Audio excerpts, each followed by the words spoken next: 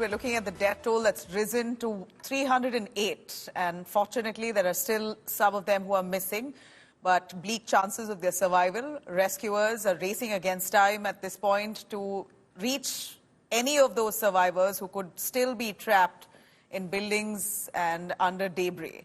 Rescue operations, which entered fourth day, has further widened. 40 teams of rescue personnel have been divided into 6 zones to carry out the rescue mission. While over 200 people were injured, the army and the other officials have successfully rescued over 1,000 people individually. The death toll is expected to rise as rescue operations continue. Let me quickly cut across to Shivani Sharma. She's in fact bringing us a live report from Hindon Air Base, Ghaziabad, where a lot of the rescue material is being sent through the army officers from that airport itself. Shivani, over to you. What kind of rescue material and where is it coming from? Nabila, see, we are right now at Hindon Air Station in Ghaziabad, and you can see this C-130, the Super Hercules aircraft of the Indian Air Force. It is carrying a specialized UAV, the unmanned aerial vehicle material, the drone systems that will be used for the special mapping in Wayanad, where people are still stuck, and this mapping will be done to find whether there is somebody still stuck in the villages that have been washed away in this particular disaster. And this C-130J is taking drones, and also the experts from here, they will be landing in Calicut and they'll start their operations as soon as possible. And before this C-130J, there was C-17 Globemaster that was also taken. It had taken a Bailey Bridge equipment that we saw yesterday, how in a record time, 190 feet long bridge was made so that the rescue operations could be made swifter. And here the C-130J, you are seeing these exclusive shots on India Today, where this C-130J aircraft of the Indian Air Force is now flying from Hindon Air Base. They are carrying material, equipment, UAV, and also the experts who will be landing in Calicut and they will start the mapping of this whole region that is still under rescue. This is the fourth day of rescue operations, Nabila. So all efforts are on. The Indian Air Force, the Indian Navy, the Indian Army, NDRF, SDRF, the state authorities, they are all coordinating to save as many lives as they can. We know that the death toll is increasing each day, but still the efforts are on. The equipment is reaching and more teams are also on standby so that more material, more relief material can also be sent in time to Wayanad, Kerala, and more people can be saved. Over to you. Right. You know, for now, what we see that the army has been successful in coming up with a bridge. A lot of the material of that for that bridge, the Bailey Bridge, was sent from Delhi and Bengaluru. So, as I know, the army teams are fully active. They have been aiding in this operation in best of their capacity, with all kinds of material being sent steadily. The coordination efforts is something that we've got to really praise them for.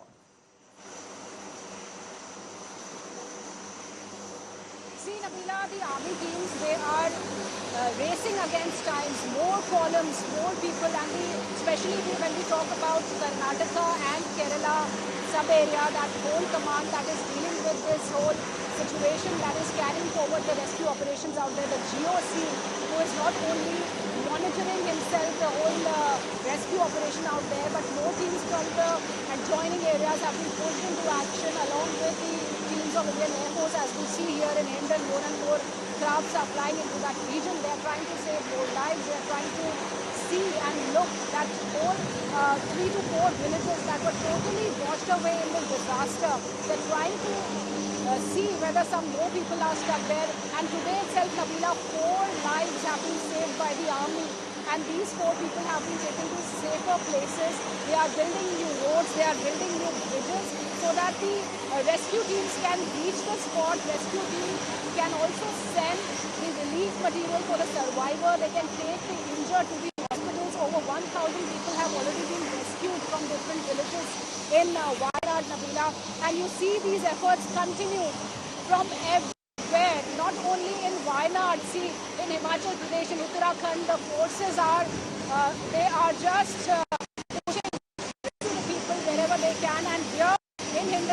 are seeing right now is the takeoff of C-130. All right. Shivani is at the Hindon Airport where it's a patchy connection. It's monsoon season. We're looking at tough weather conditions all over. And these are areas in Wayanad where they need help and relief material at the earliest. So the army has been coordinating all the efforts. Big salute to them for being so swift and steadfast in ensuring all help is reached in time. Shivi Molkeji, our correspondent, she's been on the ground from Churalmala, one of the worst affected areas in Wayanad, as the rescue mission continues. Here's her ground report. We are at Churalmala on the Bailey Bridge, the construction of which was completed last evening, which has made the rescue operations very, comfortable compared to the last 2-3 days. You can see there is a proper path for people to, the rescue operators to use, and also the vehicles to travel, because that was not the case yesterday, day before yesterday, and all we were using this part. The rescue operators were using this temporary bridge setup here that you are seeing right now in the visuals to commute, because only people could use this path. Very evidently that none of the vehicles can take this route. It was a temporary bridge that they set up.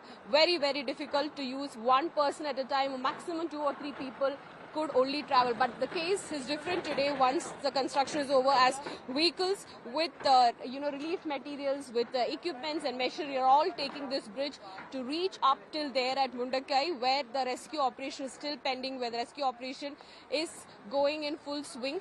You can see the path leading to Mundakai. It's a 3-4 kilometer route which the rescue operators were yesterday walking, recovering bodies and walking through this 3-4 kilometers down from Mundakai. But today onwards, it's become very easy because of the vehicle movement and also the machinery movement. You see on the other side, the evacuation taking place, conducted by the state fire force here. They're using JCBs and Hitachis to, excavators to, remove the mud and the boulders that's lying here. And right after the machines have removed it from the ground, the rescue operators, the fire force there, are going and, using a stick to see if there's any body part or anything to recover. So the death toll is very likely to increase, is what we are understanding, and possibly cross a digit that's been, that will prove that this is probably one of the biggest tragedies. This, not even probably, that is one of the biggest tragedies the state has ever witnessed. With video journalist Tinguraj Shivi Molkeji for India Today from Wayanad.